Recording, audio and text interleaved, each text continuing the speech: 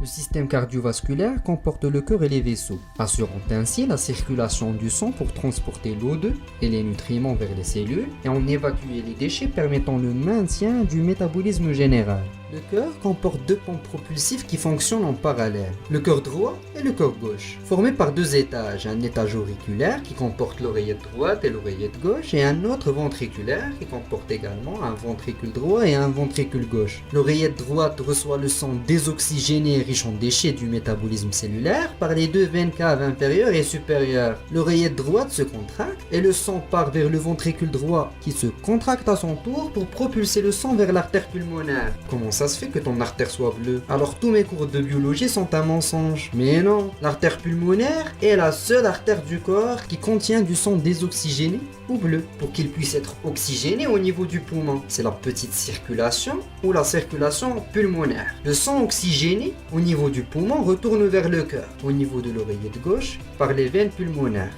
Après ouverture de la valve mitrale, le sang se dirige vers le ventricule gauche qui contracte et propulse le sang vers l'aorte qui le fait distribuer vers les organes cibles. C'est la grande circulation ou la circulation systémique. Attache ta ceinture et allons-y.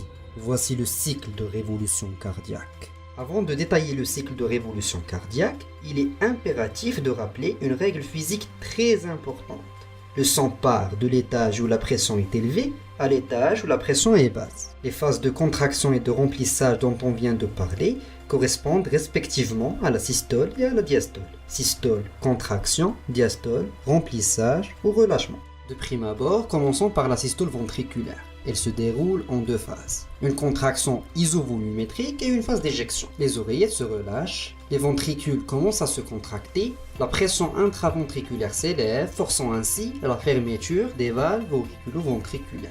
Pendant une fraction de seconde, toutes les issues des ventricules sont fermées et le volume du sang y reste constant pendant la contraction des ventricules, d'où l'appellation isovolumétrique. La pression ventriculaire continue de monter et elle finit par dépasser la pression qui règne dans les grosses artères émergeant des ventricules. La phase de contraction isovolumétrique se termine quand les valves de l'aorte et du tronc pulmonaire s'ouvrent, expulsant ainsi le sang dans l'aorte et le tronc pulmonaire. Passons maintenant à la diastole ventriculaire qui se déroule également en deux phases. Relaxation isovolumétrique. Qui dit relaxation dit relâchement.